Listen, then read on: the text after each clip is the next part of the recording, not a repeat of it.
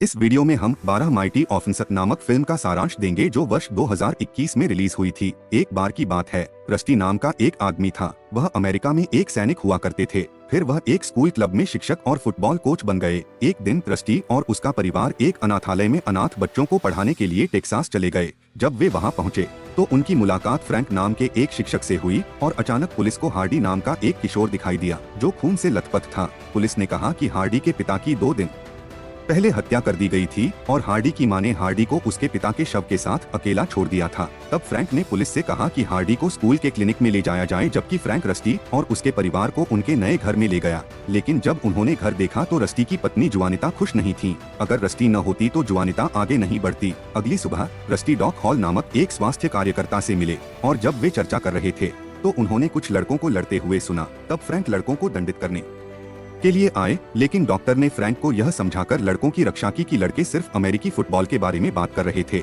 अगले दिन रस्टी अनाथालय स्कूल में एक फुटबॉल टीम बनाना चाहता था और संदेह के बावजूद अनाथालय का प्रमुख सहमत हो गया। बाद में उस दिन कक्षा में रस्टी को पता चला कि अधिकांश लड़के पढ़ या गिनती नहीं कर सकते, लेकिन रस्टी ने धैर्यपूर्वक उन्हें सिखाया। कक्षा के बाद रस्टी लड़कों को उनके फुटबॉल कौशल का परीक्षण करने के लिए मैदान में ले गया। यह पता चला कि लड़कों को अमेरिकी फुटबॉल के बारे में कुछ भी नहीं पता था और वे बहुत सारी गलतियां कर रहे थे। एक बार तो हार्डी को गुस्सा भी आ गया और हार्डी ने एक लड़के को मुक्का मार दिया। अगले दिन फ्रैंक ने रस्टी से कहा कि फुटबॉल पढ़ाना व्यर्थ है और लड़कों को ब्रोशर छापना सीखना चाहिए। फ्रैंक गुप्त रूप से लड़कों से बेचने के लिए ब्रोशर छपवाता था और गलती करने पर फ्रैंक उन्हें पीटता था। अनाथालय का मुखिया फ्रैंक की हरकतों से अनभिज्ञ था और उसने रस्टी को फुटबॉल की कोचिंग बंद करने के लिए कहा, यह सोचकर कि खेल की तुलना में नौकरी कौशल अधिक महत्वपूर्ण है। उन्होंने रस्टी से यह भी कहा कि फुटबॉल खेलने के बारे में सोचने से पहले लड़कों को अपनी परीक्षा उत्तीर्ण करनी होगी। तब रस्टी ने अपनी पत्नी जुआनिता से लड़कों को पढ़ाने में उसकी सहायता करने के लिए कहा ताकि लड़के अपनी परीक्षा उत्तीर्ण कर सकें।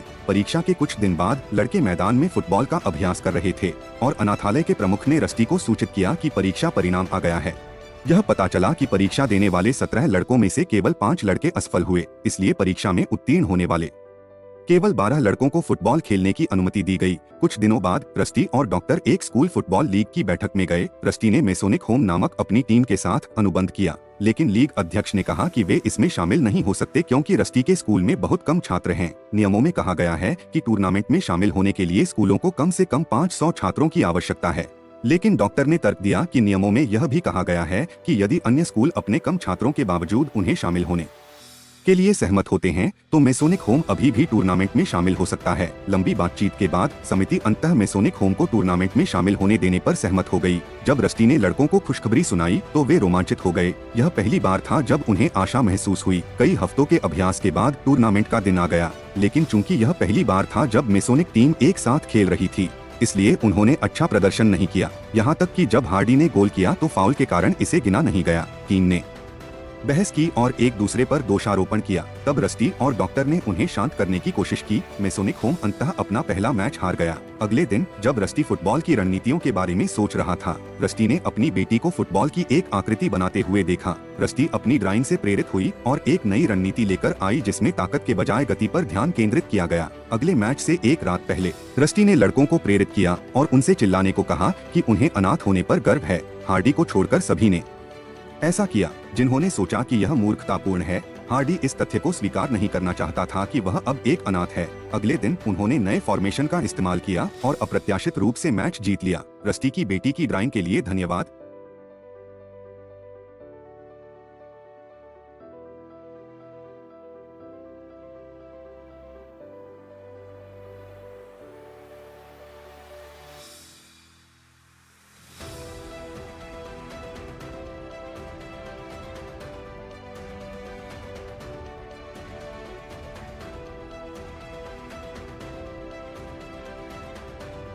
घर जाते समय रस्टी की कार खराब हो गई और एक अन्य स्कूल बस मेसोनिक लड़कों का मजाक उड़ाने के लिए रुकी। दूसरे कोच लूथर ने भी उनका मजाक उड़ाते हुए कहा कि अनाथ लड़के उसकी शीर्ष स्कूल फुटबॉल टीम को नहीं हरा सकते। नाराजगी के बावजूद रस्टी शांत रहे।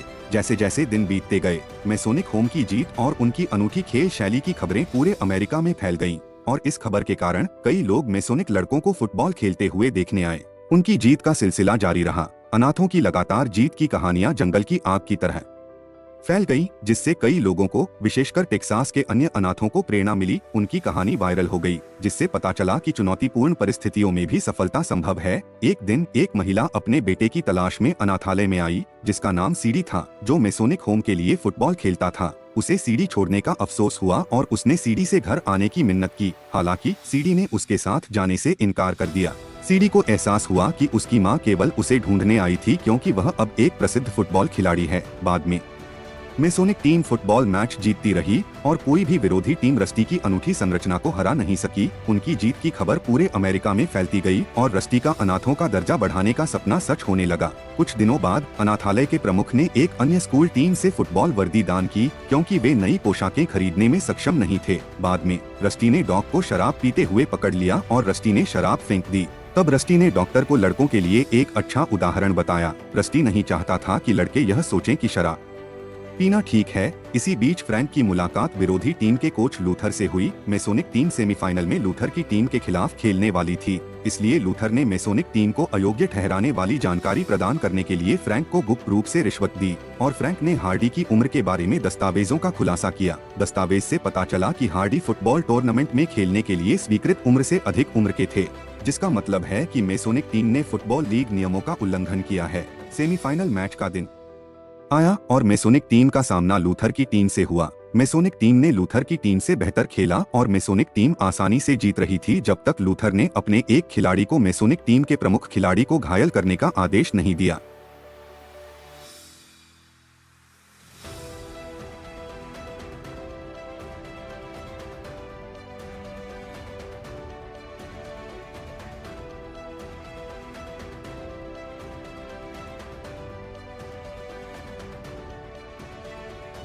एक खिलाड़ी से पिछड़ने के बावजूद मेसोनिक टीम ने फिर भी लूथर की टीम को बड़े अंतर से जीत लिया। उस रात बाद में फ्रैंक लड़कों के छात्रावास में घुस गया और कथित तौर पर लड़कियों के छात्रावास में झांकने के लिए एक लड़के को लकड़ी की छड़ी से पीटा। फिर फ्रैंक उस लड़के को बुरी तरह पीटने के बाद चला गया। हालांकि हार्डी बहुत गुस्से में था कि उसके दोस्त को इतनी बुरी तरह पीटा गया था और हार्डी ने फ्रैंक पर उसी छड़ी से तब तक हमला करने का फैसला किया जब तक कि वह टूट न जाए। अगली सुबह रस्टी अखबार में यह पढ़कर हैरान रह गए कि मेसोनिक टीम को अयोग्य घोषित कर दिया गया था, क्योंकि हार्डी अन्य खिलाड़ियों से 1 वर्ष बड़े थे।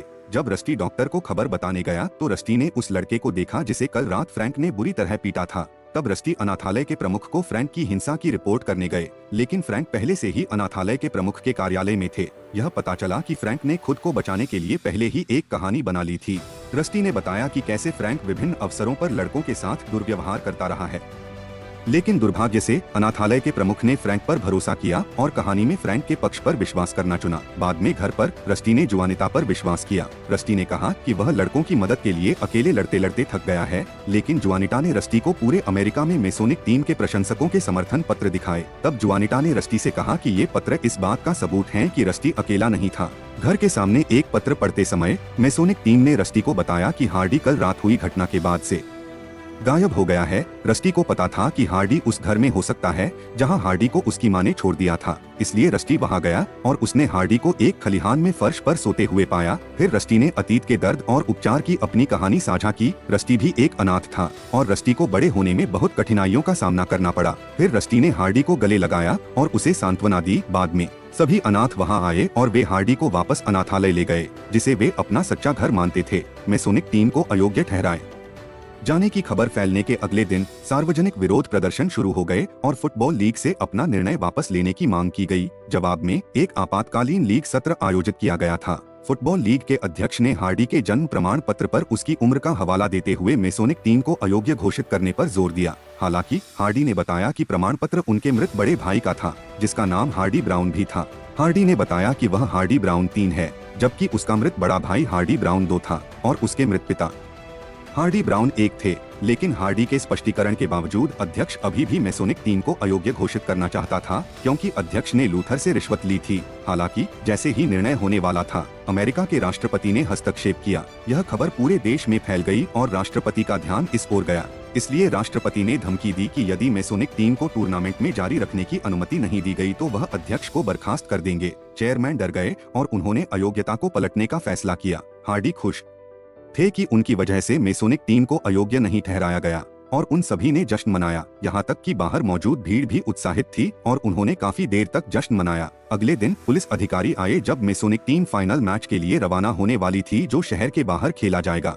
लेकिन पुलिस अधिकारियों ने उन्हें चौंका दिया। फ्रैंक के साथ विवाद के लिए हार्डी को गिरफ्तार करने के बजाय पुलिस अधिकारियों ने टीम को जीतने और अनाथालय को गौरवान्वित करने के लिए प्रोत्साहित किया। फिर पुलिस अधिकारी फ्रैंक के कार्यालय गए और वर्षों तक नाबालिगों का शोषण और दुर्व्यवहार करने के आरोप में फ्रैंक को गिरफ्तार कर लिया। यह पता चला कि किसी ने पुलिस को फ्रैंक के कदाचारों का सबूत उपलब्ध कराया था। फाइनल मैच में विरोधी टीम कठिन साबित हुई और मेसोनिक टीम को उनकी रक्षा को तोड़ने के लिए संघर्ष करना पड़ा। पहली बार मेसोनिक टीम एक ऐसी विरोधी टीम से मिली जो उनके अद्वितीय गठन को चुनौती दे सकती थी। अपने सर्वोत्तम प्रयासों के बावजूद वे पिछड़ गए और मेसोनिक टीम को निराशा का सामना करना पड़ा। अराजकता के बीच में हार्डी ने अपनी टूटी हुई उंगली के बावजूद चिल्लाकर कहा, मुझे अनाथ होने पर गर्व है। अपने साथियों को हार न मानने के लिए प्रेरित किया। हार्डी, जो कभी इस तथ्य को स्वीकार नहीं करना चाहता था कि वह एक अनाथ है, अंततः स्वीकार कर लिया। और हार्डी ने अपने साथियों से, जो अनाथ भी हैं, कहा कि उन्हें उनमें से एक होने पर गर्व है। तब हार्डी ने अपने साथियों को याद दिलाया कि वे आज जहां हैं, वहां तक पहुंचने के लिए उन्होंने किस तरह कड़ी मेहनत की है। हार्डी के शब्दों ने टीम की लड़ाई की भावना को फिर से जागृत कर दिया और वे नए दृढ़ संकल्प के साथ मैदान पर लौट आए। डॉक्टर अपने छात्रों की प्रेरक भावना को देखकर प्रेरित हुए, इसलिए डॉक ने शराब छोड़ने का फैसला किया और डॉक ने अपना पेय फेंक दिया। हार्डी ने अंततः मैच के दूसरे भाग में टचडाउन बनाया, जिससे टीम का मनोबल बढ़ा और दर्शकों का समर्थन प्राप्त हुआ। भीड़ ने उनका उत्साहवर्धन किया और उनके प्रशंसक खुश थे कि मेसोनिक टीम वापसी कर रही है। अपने नए दृढ़ संकल्प के साथ मेसोनिक टीम ने अंत तक जमकर संघर्ष किया और भीड़ ने उनका उत्साहवर्धन किया। खेल के अंतिम मिनट महत्वपूर्ण थे। रस्टी ने रणनीति बदलने के लिए समय सीमा का आह्वान किया। हार्डी मेसोनिक टीम का सर्वश्रेष्ठ खिलाड़ी था और विरोधी टीम हमेशा हार्डी से निपटती रहती थी। इसलिए हार्डी पर भरोसा करने के बजाय उन्होंने एक चाल चली, विरोधी टीम को बेवकूफ बनाया और गोल करने में कामयाब रहे। कुछ सेकंड शेष रहने पर रस्टी ने टीम से कहा कि वे खुलकर खेलें और परिणाम की परवाह किए बिना खेल का आनंद लें। उन्हें दुनिया को यह दिखाने की जरूरत थी कि अनाथ लड़ाके होते हैं। दुर्भाग्य से हार्डी केवल 3 इंच का टचडाउन स्कोर करने में विफल रहे और मेसोनिक टीम केवल 1 अंक से गेम हार गई। स्कोर 7 से 6 था। इस तथ्य के बावजूद कि मेसोनिक टीम मैच हार गई, विरोधी टीम के खिलाड़ियों, कमेंटेटरों और दर्शकों ने मेसोनिक टीम का जश्न मनाया। इन 12 अनाथों की कहानी, जिन्होंने कुछ भी नहीं से शुरुआत की, लेकिन अब अपनी कल्पना से कहीं अधिक हासिल कर रहे हैं, हर किसी को गहराई से छू गई। हालांकि मेसोनिक टीम ने अखबार में छपने लायक खिताब भले ही न जीता हो, लेकिन उनके संघर्ष की कहानी लोगों के दिलों में हमेशा अंकित रहेगी। अनाथालय पहुंचने पर मेसोनिक टीम का सभी ने गर्मजोशी से स्वागत किया। रस्टी अनाथालय में खेल या शैक्षणिक पाठों के अलावा और भी बहुत कुछ लेकर आया। रस्टी ने अनाथों को सिखाया कि परिवार होने का क्या मतलब है। कुछ दिनों बाद उन्होंने एक बड़े खुशहाल परिवार के रूप में एक साथ तस्वीर ली। देखने के लिए आपका बहुत बहुत धन्यवाद और सदस्यता लेना न भूलें। शांति।